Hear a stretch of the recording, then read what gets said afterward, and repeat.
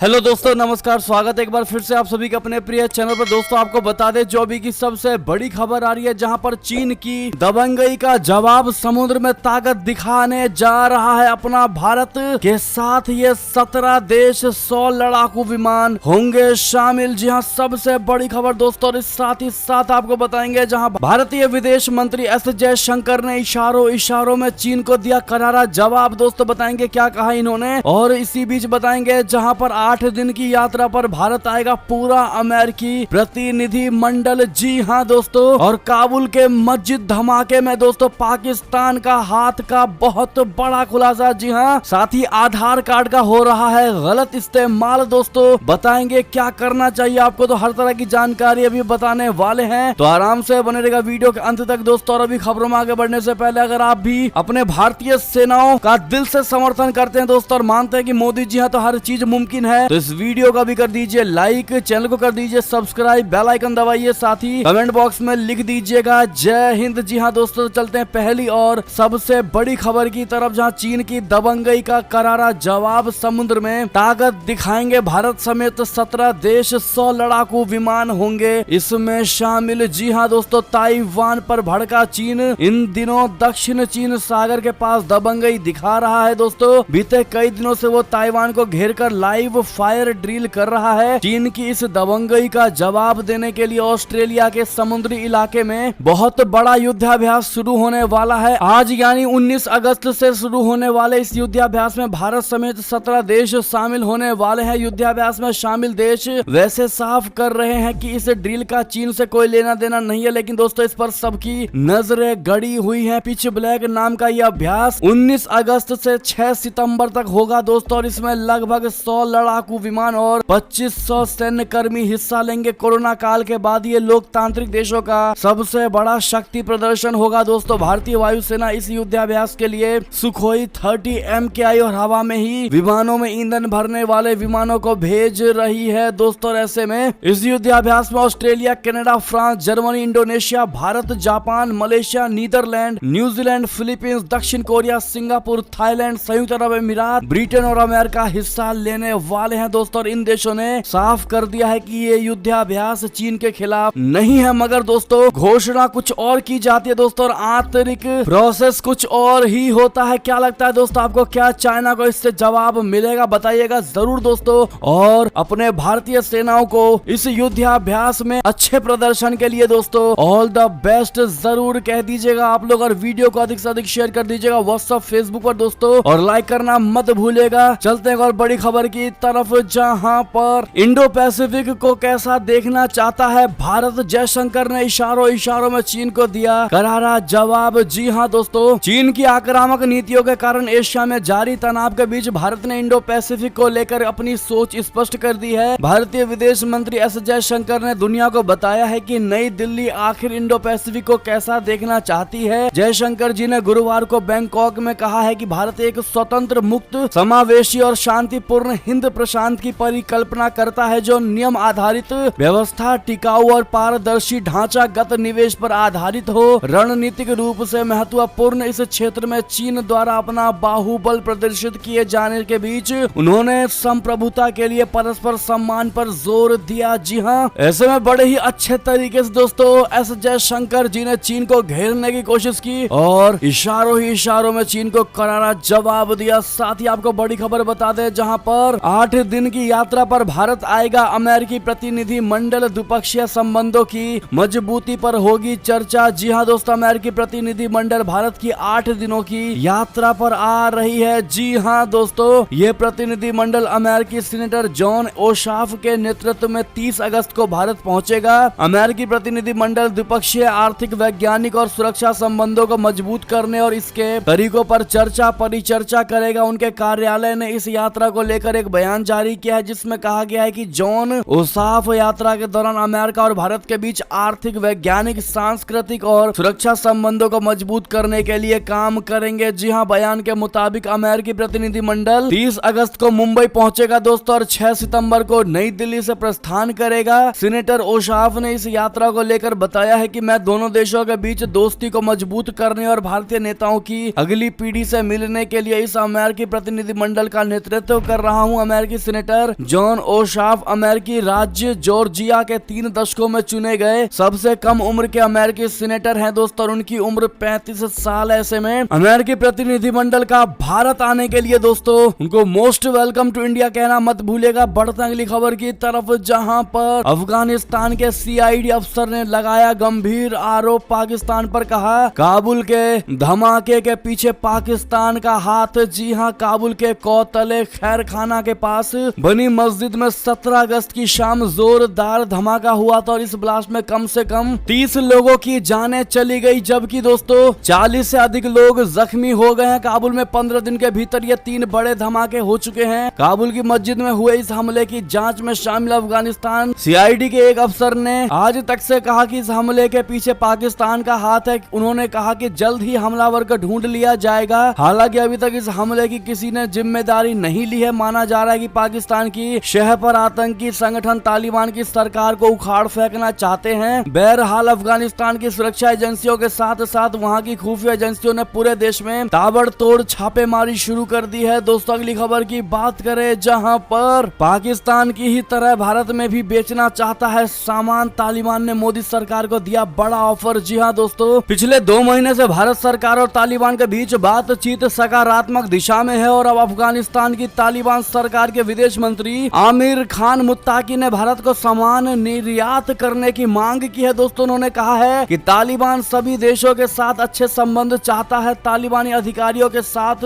मोदी सरकार ने पिछले दिनों संवाद कायम किए हैं और भारत सरकार ने काबुल स्थित अपने दूतावास में टेक्निकल अधिकारियों को फिर से भेज दिए हैं और तालिबान के साथ भारतीय अधिकारियों की आधिकारिक बैठक भी हुई है। दोस्तों ऐसे में सवाल उठ रहे हैं कि क्या भारत सरकार तालिबान की इस मांग को मानेगी। कंधार में एक कार्यक्रम को संबोधित करते हुए तालिबान सरकार के मंत्री आमिर खान मुत्ताकी ने कहा कि इस्लामिक अमीरात सभी देशों के साथ अच्छे संबंध चाहता है, लेकिन कुछ देशों के साथ 20 साल के युद्ध के बाद संबंध जल्दी सामान्य होने की उम्मीद नहीं है। एक और बड़ी खबर की बात करें दोस्तों, लेकिन उससे पहले आप सभी से सवाल है, क्या तालिबान के साथ भारत को व्यापार करना चाहिए? दोस्तों हाँ या ना में जवाब जरूर दीजिएगा आप लोग। बढ़ते हैं एक और खबर की तरफ, जहां रशिया से भारत के रिश्तों पर अब अमेरिका का जवाब, कहा दशकों से है संबंध, झुकाव खत्म होने में वक्त लगेगा। जी हां दोस्तों, भारत के रशिया से लंबे वक्त से संबंध हैं और उसके प्रति अपना झुकाव खत्म करने में थोड़ा समय लगेगा। अमेरिका ने भारत की विदेश नीति को लेकर टिप्पणी करते हुए ये बात कही है। दोस्तों अमेरिका ने कहा है कि वो क्वाड और अन्य मंचों के जरिए भारत के साथ बहुत निकटता से काम कर रहा है। अमेरिकी विदेश मंत्रालय के प्रवक्ता नेड प्राइस ने कहा कि किसी अन्य देश की विदेश नीति के बारे में बात करना मेरा काम नहीं है, लेकिन भारत से हमने जो सुना है मैं उस बारे में बात कर सकता हूं। हमने दुनिया भर में देशों को यूक्रेन पर रशिया के हमले के खिलाफ संयुक्त राष्ट्र महासभा में अपने वोट समेत कई बातों पर स्पष्ट रूप से बात करते देखा है। जी हां दोस्तों, अमेरिकी प्रवक्ता ने कहा कि हम ये बात भी समझते हैं और जैसा कि मैंने कुछ ही देर पहले कहा था कि ये बिजली का बटन दबाने की तरह नहीं है। उन्होंने एक प्रश्न के जवाब में कहा ये विशेष रूप से उन देशों के साथ समस्या है जिनके रूस के साथ ऐतिहासिक संबंध हैं, जैसा कि भारत के मामले में है। जी हां दोस्तों, ऐसे में अमेरिका को लगता है कि भारत और रशिया के बीच जो संबंध है वो तुरंत के तुरंत खत्म नहीं होंगे, उसको समय लगेगा। लेकिन दोस्तों क्या लगता है आपको, क्या रशिया के साथ भारत के संबंध कभी खत्म हो सकते हैं? दोस्तों जो अमेरिका चाह रहा है, आप लोग जवाब जरूर दीजिएगा। दोस्तों बात करें अगली और बड़ी खबर की, जहां पर भारत का स्वदेशी फाइटर जेट तेजस मलेशिया की हवाई ताकत में करेगा इजाफा, जल्द मिलेगा टेंडर। जी हां, भारत का स्वदेशी लड़ाकू विमान तेजस जल्द ही मलेशिया की हवाई ताकत में इजाफा कर सकता है, क्योंकि मलेशियाई वायुसेना ने 18 ट्रेनर एयरक्राफ्ट के लिए जो टेंडर प्रक्रिया निकाली थी उसमें तेजस सभी मानकों पर खरा उतरा है और प्रबल संभावना है कि टेंडर मिल भी जाए। और यही वजह है कि LCA बनाने वाली डिफेंस PSU HAL मलेशिया की राजधानी कुआला लुम्पुर में अपना नया ऑफिस खोलने जा रही है। अगर HAL को ये टेंडर मिलता है तो दक्षिण पूर्व देशों में ब्रह्मोस मिसाइल के बाद भारत की ये दूसरी सबसे बड़ी उपस्थिति होगी। दोस्तों हिंदुस्तान एरोनॉटिक्स लिमिटेड यानी HAL ने गुरुवार को रक्षा सचिव अजय कुमार की मौजूदगी में कुआला लुम्पुर में नया ऑफिस खोलने के लिए अपनी प्रतिनिधि कंपनी फोर्ट ड्रूस नाम से करार किया है। HAL के मुताबिक इस ऑफिस को मलेशिया में नए बिजनेस के अवसर तलाशने के लिए खोला जा रहा है, क्योंकि मलेशिया को लाइट कॉम्बैट एयरक्राफ्ट की श्रेणी के फाइटर लीड इन ट्रेनर की जरूरत है। एक और खबर की बात करें जहां पर भारत अमेरिका के सैन्य अभ्यास से चिढ़ा चाइना, छोड़ दी मिसाइल। जी हां दोस्तों, चीन चिढ़ा हुआ है भारत और अमेरिका के संयुक्त मिलिट्री अभ्यास से। दोस्तों, हाल ही में वज्र प्रहार नाम का मिलिट्री ड्रिल भारत और अमेरिका के स्पेशल फोर्सेस ने किया है। अक्टूबर में फिर दोनों देश चीन की सीमा के आसपास सैन्य अभ्यास कर सकते हैं दोस्तों, इसलिए चीन के शिनजियांग मिलिट्री कमांड ने अपनी मिसाइल का हाई एल्टीट्यूड टेस्ट कर लिया है। दोस्तों, चीन ने जिस मिसाइल सिस्टम का परीक्षण किया उसका नाम HQ-17A एयर डिफेंस सिस्टम है दोस्तों, और ये सतह से हवा में मार करने वाली मिसाइल है। चीन के सरकारी मीडिया संस्थान CCTV ने इसके परीक्षण का वीडियो बनाया है। बात कर अगली खबर की, जहां पर पाकिस्तान से बड़ी खबर, ग्रे लिस्ट से बाहर निकलने की जद्दोजहद में पाकिस्तान FATF की टीम के दौरे से पहले उठाया अब ये बड़ा कदम। जी हां दोस्तों, फाइनेंशियल एक्शन टास्क फोर्स द्वारा निर्धारित शर्तों को पूरा करने की दिशा में पाकिस्तान की सरकार ने बहुत बड़ा कदम उठाया है। दोस्तों, सरकार ने मनी लॉन्ड्रिंग रोकने के उपाय में सभी अंतर्राष्ट्रीय यात्रियों के लिए मुद्रा घोषणा अनिवार्य कर दिया है। अगले महीने पाकिस्तान का दौरा कर सकती है FATF की टीम। जी हां दोस्तों, सरकार की ओर से ये कदम ऐसे समय में उठाया गया है जब FATF की टीम अगले महीने मनी लॉन्ड्रिंग और टेरर फाइनेंसिंग की दिशा में उठाए गए कदमों की समीक्षा करने आ रही है। ग्रे लिस्ट में रहने के चलते पाकिस्तान को हुआ अरबों रुपए का नुकसान। जी हां दोस्तों, आपको बता दें पाकिस्तान अभी FATF की ग्रे लिस्ट में शामिल है और इससे बाहर निकलने के लिए वो जद्दोजहद कर रहा है। ग्रे लिस्ट में रहने के चलते उसे भारी आर्थिक नुकसान उठाना पड़ रहा है। जी हां दोस्तों, ऐसे में क्या लगता है, क्या पाकिस्तान की कोशिश कामयाब हो पाएगी? दोस्तों, जैसा पाकिस्तान की चाल है हमें तो नहीं लग रहा। आपको क्या लगता है दोस्तों, बताइएगा जरूर। और जिन्होंने अभी तक वीडियो को लाइक नहीं किया दोस्तों, प्लीज, आप लोग भूल जाते हैं लाइक करना, प्लीज लाइक कर दीजिएगा। अगली खबर की बात करें, जहां आत्मनिर्भर भारत की राह में चीन सबसे बड़ा रोड़ा, दुश्मन नंबर 1 से देश का 15% से ज्यादा का आयात। जी हां दोस्तों, प्रधानमंत्री नरेंद्र मोदी जी ने 76वें स्वतंत्रता दिवस पर अपने संबोधन में देशवासियों को अगले 25 साल में विकसित राष्ट्र बनाने का संकल्प लेने की बात की है। दोस्तों, विकसित राष्ट्र बनने के लिए हमें कई मोर्चों पर आत्मनिर्भर होने की जरूरत होगी। अगर वस्तुओं के आयात को ही भारत संतुलित कर सके तो बहुमूल्य विदेशी मुद्रा बचाने के साथ साथ देश की अर्थव्यवस्था भी बेहतर होगी दोस्तों, और इससे रोजगार का सृजन होगा, प्रति व्यक्ति आय भी बढ़ेगी। इससे हम विकसित भारत के सपने को साकार भी कर सकेंगे। देश का कच्चा तेल और पेट्रोल उत्पादों के आयात 12 लाख करोड़ से ज्यादा का हो चुका है दोस्तों। मौजूदा वित्त वर्ष में ये और ज्यादा हो जाएगा। देश जितनी जल्दी इसके विकल्पों की ओर अग्रसर होगी उतनी ही देश की अर्थव्यवस्था को मजबूती मिलेगी दोस्तों। इसके बाद कंज्यूमर इलेक्ट्रॉनिक पुर्जे, टेलीकॉम इंस्ट्रूमेंट, इलेक्ट्रॉनिक इंस्ट्रूमेंट का आयात 4 लाख करोड़ से ज्यादा का होता है। इनमें से अधिकतर माल चीन और एशियन देशों से आता है दोस्तों। बता दें, देश के पहले CDS स्वर्गीय बिपिन रावत जी ने कहा था कि देश का शत्रु नंबर 1 चीन है। कारण कोई भी हो, लेकिन इसी चीन से ही भारत सबसे ज्यादा आयात करता है। साल 2021-22 में भारत ने चीन से 7 लाख करोड़ से ज्यादा का आयात किया, जो कि भारत के कुल आयात बिल का 15% से ज्यादा है दोस्तों। और एक मुश्किल पड़ोसी के ऊपर इतनी अधिक निर्भरता भारत के आर्थिक सुरक्षा के लिए भी खतरा है दोस्तों। लेकिन खुशी की बात दोस्तों ये है कि भारत का चीन के साथ व्यापार में काफी ज्यादा प्रतिशत में गिरावट देखा गया है दोस्तों। यानी अपना भारत आत्मनिर्भर भारत की ओर अग्रसर कर रहा है दोस्तों, और मोदी जी के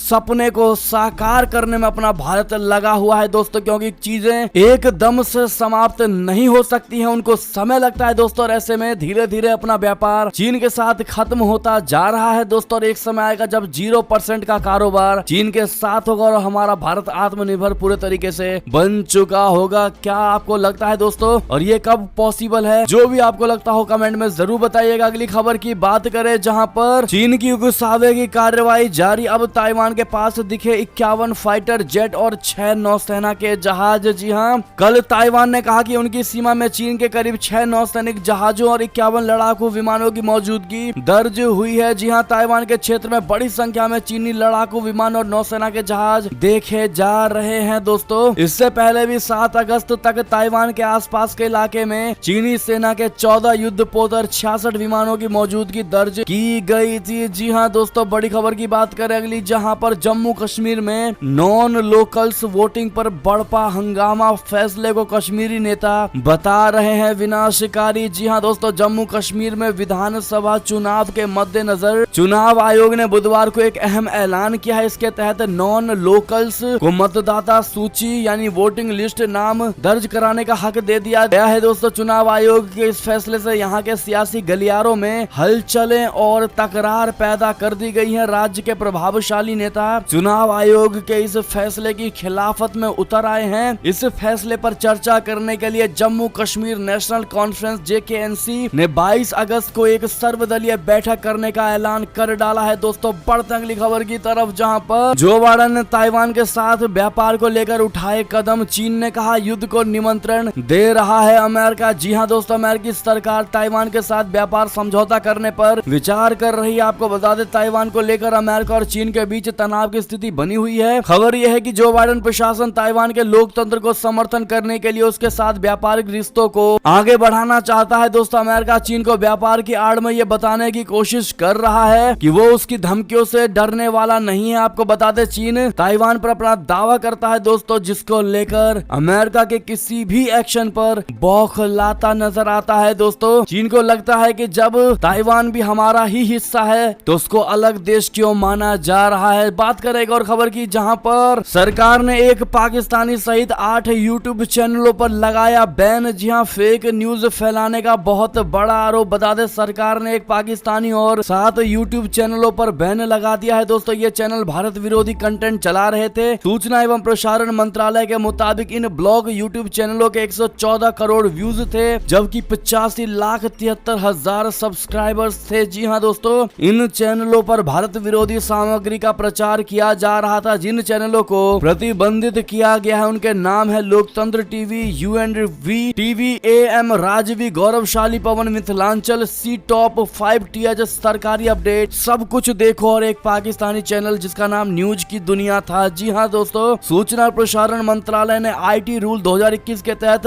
आपात शक्ति का इस्तेमाल करते हुए इन यूट्यूब चैनलों को प्रतिबंधित कर दिया है। दोस्तों, 8 यूट्यूब चैनलों के अलावा मंत्रालय ने एक फेसबुक पेज को भी प्रतिबंधित कर दिया है। इसीलिए दोस्तों, हम आपको जो भी खबरें बताते हैं स्क्रीनशॉट दिखाते हुए बताते हैं दोस्तों, ताकि आप भी हमारे इस वीडियो पर पूरा भरोसा कर सकते हैं दोस्तों। और हमारा काम है आप तक हर सच्ची खबर पहुंचाने का। इसके लिए इस वीडियो को लाइक कर दीजिएगा दोस्तों, और हर सच्ची खबर पाने के लिए चैनल पर नए हैं तो चैनल को सब्सक्राइब जरूर कर दीजिएगा। एक और खबर की बात करें, जहां पर ईरान ने रखी मुआवजे की मांग। परमाणु डील के बाकी मुद्दों पर लगभग सहमति। जी हां, ईरान परमाणु डील को पुनर्जीवित करने की राह में ईरान की एक खास मांग रुकावट बनी हुई है। दोस्तों, ईरान मांग कर रहा है कि समझौते में ये प्रावधान शामिल किया जाए कि अगर भविष्य में फिर कभी अमेरिका इस करार से अलग होगा तो ईरान को उसके बदले में मुआवजा दिया जाएगा। परमाणु डील को पूरा करने के मकसद से फिर शुरू हुई वार्ता से जुड़े राजनयिकों ने ये बात बताई है। जी हाँ दोस्तों, ईरान को परमाणु बम बनाने से रोकने के मकसद से ये समझौता 2015 में हुआ था। तब बराक ओबामा अमेरिका के राष्ट्रपति थे, लेकिन जब डोनाल्ड ट्रंप राष्ट्रपति बने तो 2018 में उन्होंने अमेरिका को इस करार से अलग कर लिया। जी हाँ दोस्तों, बात करें एक और खबर की, जहां पर अमेरिका में अब उड़ेगा सुपरसोनिक यात्री विमान। गति इतनी कि दिल्ली से चेन्नई 1 घंटे में। जी हाँ, American airlines 20 boom supersonic Overture यात्री जेट खरीदने जा रहा है। दोस्तों, ये आम यात्री विमानों से दुगनी गति में उड़ने वाला प्लेन है, यानी दिल्ली से चेन्नई की जो यात्रा आप 2.5 घंटे में करते हैं उसे ये प्लेन 1 घंटे या उससे कम में ही पूरी कर देगी। एक और खबर की बात करें दोस्तों, जहां पर महाराष्ट्र के रायगढ़ में संदिग्ध नाव मिली है। AK-47 समेत कई हथियार बरामद हुए हैं। दोस्तों, 26/11 जैसे हमले की क्या ये बहुत बड़ी साजिश है दोस्तों? इसका भी हम खुलासा करेंगे। आपको बता दें, महाराष्ट्र के हरिहरेश्वर तट यानी रायगढ़ जिला पर समुद्र में संदिग्ध नाव मिलने से हड़कंप मच गया है। दोस्तों, नाव पर AK-47 राइफलें और कुछ कारतूस मिले हैं। दोस्तों, इसके अलावा नाव में विस्फोटक भी था। इसके बाद पूरे रायगढ़ जिले में अलर्ट जारी कर दिया गया है। मौके पर पहुंची पुलिस टीम ने हथियारों को जब्त करके जांच शुरू कर दिया है। उधर मुंबई ATS की टीम भी जांच के लिए रायगढ़ के लिए रवाना हो गई है। जी हां दोस्तों, स्थानीय पुलिस के मुताबिक एक नाव हरिहरेश्वर बीच पर मिली है और इसके अलावा भदरखोल में एक लाइफ बोट मिली है। दोस्तों, हालांकि इन पर कुछ कोई मौजूद नहीं था। कोस्ट गार्ड और महाराष्ट्र मैरीटाइम बोर्ड को तुरंत जानकारी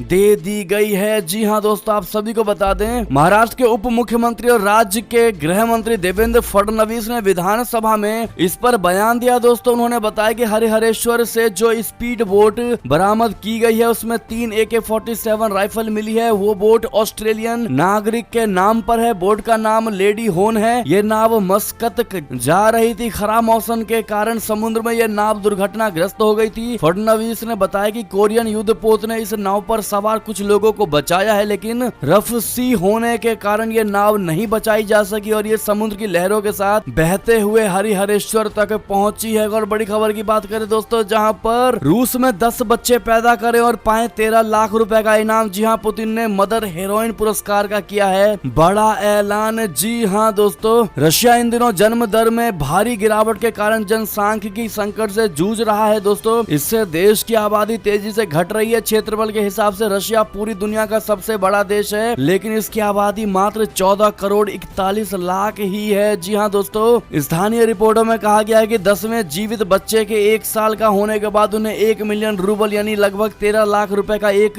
मुफ्त भुगतान मिलेगा। जी हाँ दोस्तों, यानी कि कम जनसंख्या होने की वजह से रशिया के राष्ट्रपति व्लादिमीर पुतिन ने सोवियत युग के मदर हेरोइन नाम से पुरस्कार दिए जाने का ऐलान कर दिया है दोस्तों, जिसमें 10 बच्चे होने पर 13 लाख रुपए लगभग मिलेगा। जी हाँ दोस्तों, अगली खबर की बात करें, जहां दिल्ली NCR में चिंताजनक हालात। बीते 30 दिनों में 10 में से 8 घरों तक पहुंचा कोरोना का बुखार। जी हाँ दोस्तों, दिल्ली NCR के लोग अभी कोरोना को पूरी तरह से हरा नहीं पाए और इसी बीच वायरल बुखार और फ्लू ने दस्तक दे दिया है। कोविड के केस बढ़ रहे हो, लेकिन इसका डर लोगों के मन से निकल चुका है, जो बड़े खतरे का दावत दे सकता है दोस्तों। और इसी बीच चिंता में डालने वाला एक आंकड़ा भी सामने आया है। बीते 30 दिनों में 10 में से 8 घर कोविड या फिर वायरल बुखार या फ्लू की चपेट में आए हैं। दोस्तों, लोगों का कहना है कि उन्होंने कोविड या फिर सर्दी या जुकाम जैसे लक्षण महसूस किए हैं। जी हाँ, एक और खबर की बात करें, जहां पर खीरी में दिखी दिल्ली बॉर्डर की तस्वीरें। देश भर से जुटने लगे किसान, 75 घंटे का अल्टीमेटम, प्रशासन हुई अलर्ट। जी हाँ, एक बार फिर दिल्ली बॉर्डर की तस्वीर दिखाई देने लगी है। इस बार ये नजारा यूपी के लखीमपुर खीरी जिले में देखने को मिला है। देश भर के किसानों का यहाँ पहुँचना शुरू हो गया है। किसान नेता राकेश टिकैत से लेकर योगेंद्र यादव, मेधा पाटकर जैसे नेता पहले ही पहुंच चुके हैं। दोस्तों, 75 घंटे तक चलने वाले इस महापड़ाव में पंजाब, राजस्थान, हरियाणा समेत कई प्रदेशों से किसानों का पहुंचना जारी है और इनमें बड़ी संख्याओं में महिलाएं भी शामिल है। और बड़ी खबर की बात करें दोस्तों, जहां पर मुख्तार अंसारी के दिल्ली, लखनऊ, गाजीपुर समेत कई ठिकानों पर ईडी का छापा। जी हां दोस्तों,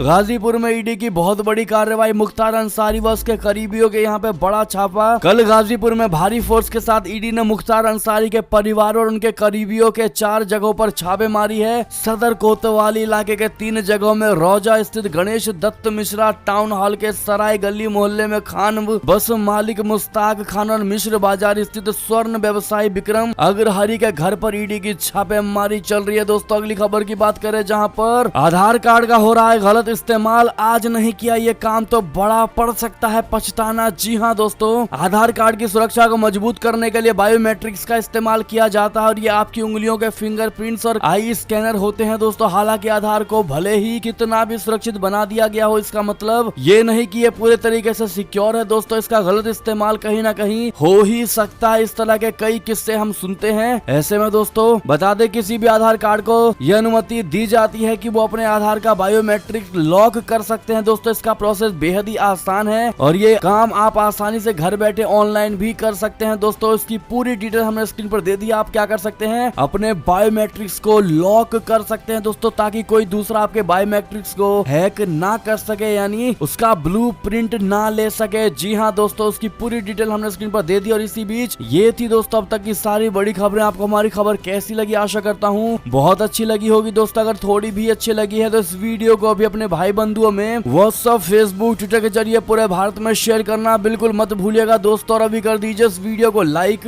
चैनल को कर दीजिए सब्सक्राइब, बेल आइकन दबाइए, साथ ही कमेंट बॉक्स में लिख दीजिएगा जय हिंद जय भारत। दोस्तों, तो मिलते हैं आपसे अगली बड़ी खबरों में, तब तक के लिए बहुत बहुत धन्यवाद आप सभी का। जय हिंद जय भारत, जय श्री राम, वंदे मातरम, हर हर महादेव।